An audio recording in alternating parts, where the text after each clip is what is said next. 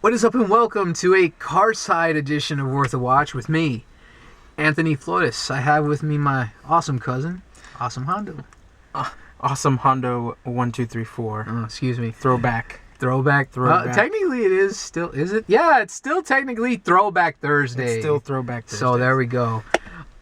All I can say is right now, before we begin this review, it's Kingsmen The Secret Service is the first great movie of 2015.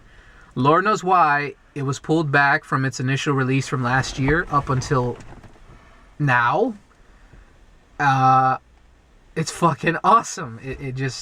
I don't know how else. You talk about it first if you'd like. Yes. Okay. I have been waiting for this movie for coming close to the better side of a year when the first trailer first came out in the theaters. Probably like August or July, somewhere around there. Up there. Definitely up there. I have been hyped since the second the first trailer was over. I've been pumped up. I've been waiting. I was disappointed when the release date got pushed back a few months. But it's okay. It was worth the wait. It was amazing. I'm not a film reviewer. But all I can say is that you definitely have to see The Kingsman. It's awesome. It's fun. There's badass action. It's got everything. The movie was getting just short of 2 hours. Definitely did not feel like 2 hours. It was just non-stop interesting. If it wasn't an action scene, it was just something else that was keeping you completely interested. Definitely went by, just steadily. The perfect length. Loved everything about it. I don't think there was a part that I didn't like about it. It was just fantastic. I mean, there's no higher recommendation, folks. I just... Both of us have almost the same taste in movies. I like to think I taught you well. He taught me well. Yeah, of course, everybody's free to their own opinion. I'm not telling him, you like this movie? Well, go fuck yourself. No. We have both, he's been way more hyped than I am, but I was pumped still. I wanted to see this. I really wanted, to just see a damn good action movie. It's been too long. After, terrible situations that come up with movies these days when it comes to action films. So many directors think shaking up the camera, just going think that's cool action. Fuck that shit. That's terrible. Hollywood, stop doing that shit. This violence was like art, and that's rare to say. Many people think violence is terrible, this and that. I understand. If you feel that way, this movie is not for you. If you hate violence and very gratuitous, just bloodiness, I guess, in a way, I shouldn't say gratuitous. It was just very bloody, very action-oriented, and very, very, some stuff kind of hard to watch, because this is a rated R film. If you don't enjoy that aspect of film, in terms of action films, you're not going to enjoy this movie. Lord knows why you wouldn't, though, because there is just too much to like. Anyone from Colin Firth is the main, basically, to put in Star Wars referencing, as the Yoda of the film in a way, to the newcomer actor, I have no fucking clue what his name is, but he is basically the potential agent here. They are looking for new agents for their Kingsmen, just their whole division of Kingsmen. I forget what they call themselves. Group, I guess.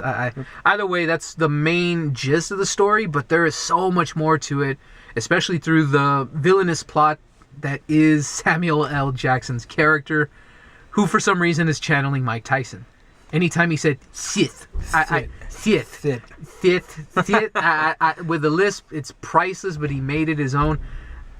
Who knew Samuel L. Jackson could do a Mike Tyson impression and make it seem laughable, but at the same time likable, but at the same time kind of menacing? He kind of got a little dark for a second here or there, but he pulled it off. Samuel L. Jackson can do no wrong. I mean, there was a few movies, but that was in the early 90s.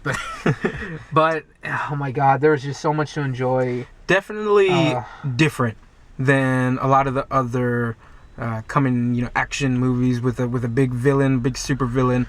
Definitely not just it's not just a bomb comic book the world. Movie. Yeah. Let's just kill everyone. It's nothing like that. Anybody can say I love a good Marvel Cinematic Universe movie. And it's kind of hard not to compare it with those. I didn't even get to say this before. But those movies are not... I don't even know how to say it. They're not plotted out per se, but in a way they are. But this movie felt like it was its own little, in its own little world. It didn't go, oh, villain wants to take over the world. It had a nice, clever way about it, and just I don't want to spoil anything for all of you, so we'll just leave it at it was very clever and aware of itself. It referenced James Bond a lot, but in very clever ways. It wasn't just dropping pop culture references for the sake of it.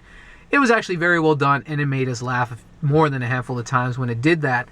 And as I said, the violence is not gratuitous. It's, to some people, they may think it's gratuitous, but I say no. It was like art, very much in the same realm of the first Kick-Ass.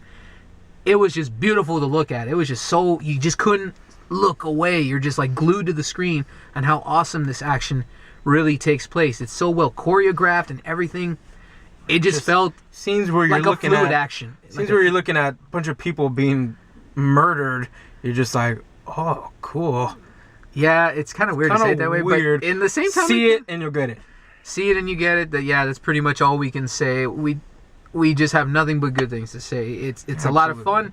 It's paced well. It's like a nice flow to it. There's no slow anything. The final act will keep you on the edge of your seat. I know I was. Yep. Holy shit, there was so much going on, but it wasn't convoluted. It wasn't all like again, action movies can get so wrapped up in their own plot that they just get tedious, and you're just like, I don't give a fuck what's happening.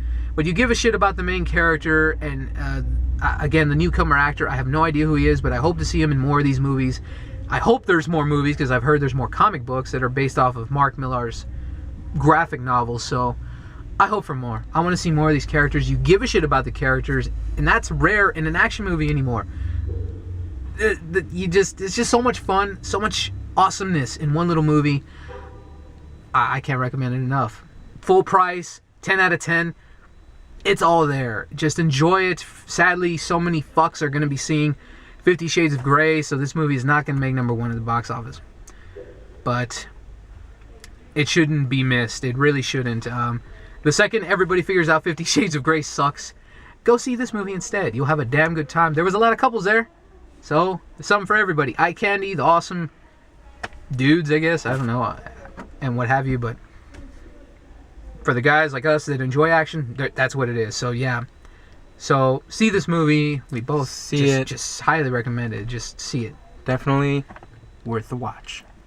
I see what you did there. Mm-hmm. Anyways, folks, thank you so much for joining us for this Carside edition of Worth a Watch. I'm Anthony Flores. I'm AwesomeHondo 1234. And keep going to the movies.